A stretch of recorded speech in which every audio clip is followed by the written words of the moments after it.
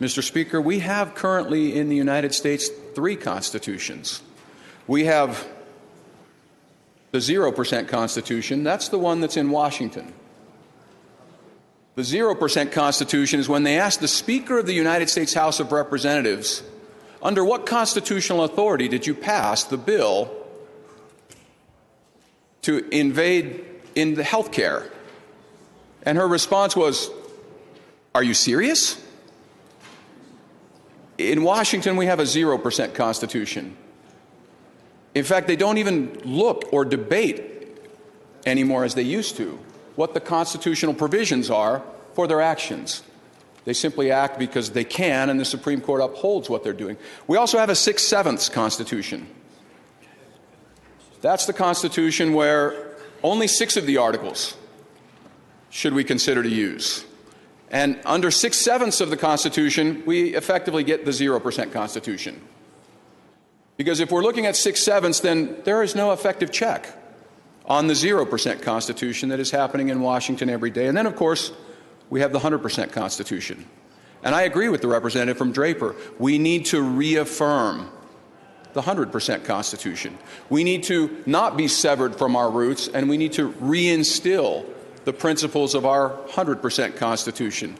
Because if we don't, we get this. We get the 0% Constitution by default. Doing nothing means agencies will continue to take over water, enacting law, executing law, adjudicating law by unelected agencies. Will continue to get presidents that enact law with the pen. We get a court that enters into the playing field of public policy if we continue with the 0% Constitution. One thing that the representative from Draper said that I have to really take issue with, he mentioned the Mount Vernon Assembly as somehow of means that were inappropriate. There were a number of us that were there.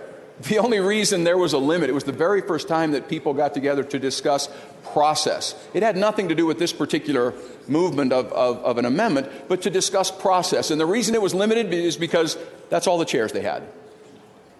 The Mount Vernon Library is only so big, and it was first come, first serve. Anyone that wanted to be there logged in, and they were there. And we began this process of discussing what would this procedure look like. I'm so proud of the representative from St. George who was here in this body as our delegate, and we learned a great deal from that when we were here with delegates from around the nation. One of the things that we learned, Mr. Speaker, there were Republicans and Democrats in that assembly, and there was a gentleman, a senator from Ohio, Bill Patman, African-American gentleman, Democrat from Ohio, who was in that assembly. And through the proceeding, he distinguished himself so effectively in how he carried himself and argued the issues and worked with his colleagues. I don't think there's a single person in that body that would not vote for him to be chairman of the next assembly. Leaders rise to the top. That's what happened in Annapolis before we ever got to Philadelphia. Leaders rise to the top. And in Utah, we have the opportunity to be leaders among leaders. In the Transportation Committee this morning, the good senator from Utah County mentioned the Constitution was established from east to west. It should be saved from west to east. We have the opportunity, knowing what we know, to be leaders among leaders. Now, in the process, in our Federalism Commission, we're going to be going through how we carry what we do into a convention of states to propose amendments, that we have our own strategy and we choose our delegates. Imagine the delegates we could choose. Senator Mike Lee, good representative from St. George, a good representative from Grantsville, distinguished legal minds. Our Senate president, who sat right up there in this assembly of state legislatures and conducted himself so well with esteem among people across the nation. Our young, scrappy, and hungry speaker here, who would go and battle for our state and the rights of our state. Think of the delegates we could send. Now, as we send delegates, they're our agents. They are agents of the state. Like any agency relationship, we can call our agents home. We give them specific instructions. And in fact, we already have a law in Utah. If our agents violate the scope of the agency that we give them going to a convention, it's a crime in Utah. This is a serious matter, but yet the impacts that we have in our nation are also tremendously serious. The representative mentioned the climate in our country. We have an African-American president. We have 2 leading candidates for president that are Hispanic.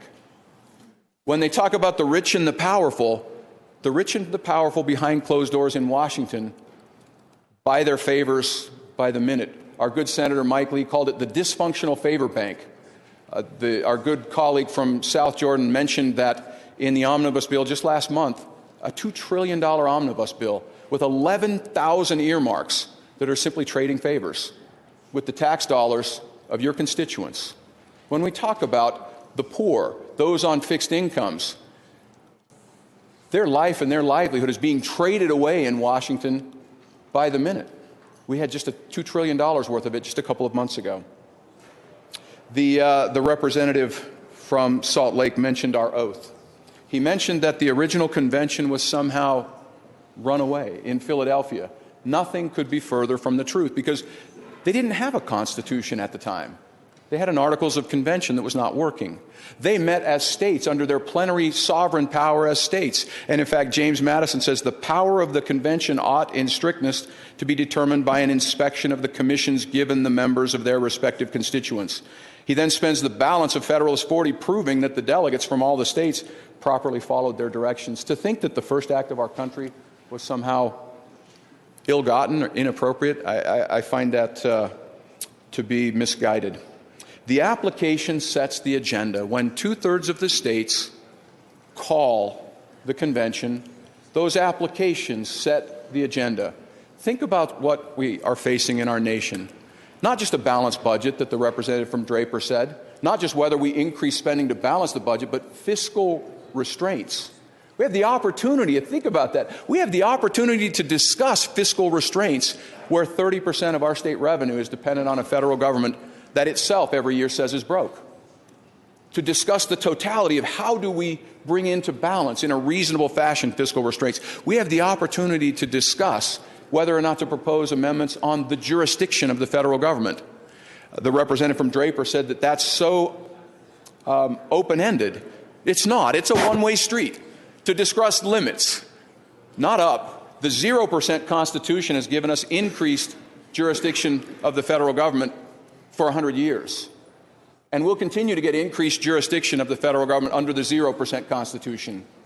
Under the 100% Constitution, we get to discuss limits and restore that balance, which Madison said in Federalist 45, that the balance, when they divided power, was to be few and defined at the federal level and numerous and indefinite, closest to the people.